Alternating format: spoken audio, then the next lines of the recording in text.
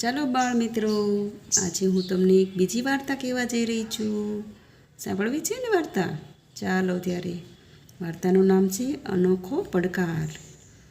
એકવાર અકબરે કહ્યું, બિરબલ, તારી પાસે તમારા માટે એક પડકાર છે. બિરબલે પૂછ્યું, શું મહારાજ? અકબર બોલ્યા, કાલે દરબારમાં 2 વ્યક્તિને લાવો. હું એવી 2 વ્યક્તિને મળવા માગું છું જે સ્વભાવમાં એકબીજાથી એકદમ ઉલટા હોય. એક વ્યક્તિ ખૂબ જ વફાદાર અને કૃતજ્ઞ હોવો જોઈએ. બિરબલે કહ્યું, મહારાજ, બીજી વ્યક્તિ કેવી હોવી જોઈએ?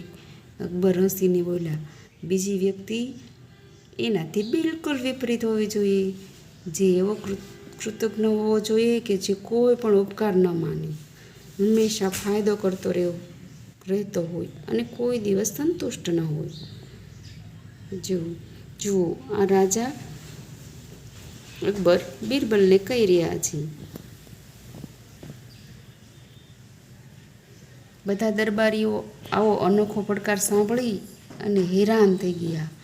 તેઓને ખાતરી હતી કે બિરબલ આ પડકાર તો ક્યારેય પૂરો નહીં કરી શકે. બીજે દિવસે બિરબલ દરબારમાં પોતાના જમાઈ અને કૂતરાને લઈ આવ્યા. એમણે કૂતરા તરફ ઇશારો કરતાં કહ્યું, આ મારો કૂતરો ખૂબ જ વફાદાર અને કૃતજ્ઞ છે.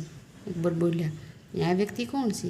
બિરબલ કહ્યું, આ મારો જમાઈ છે, જે હંમેશા નગુણાઈ કરે છે, હંમેશા ફરિયાદો જ કર્યા કરે છે. અકબરે ખુશ થઈ તાળી વગાડી અને બિરબલને અનેક ભેટ ઇનામમાં આપી. બિરબલે તેના મુશ્કેલીના પડકારને પણ પૂરો જ કરી બતાવ્યો હતો. આવી જ રીતે અકબર અને બિરબલની વાર્તામાંથી આપણે ઘણું જાણવાનું, સમજવાનું મળતું હોય છે.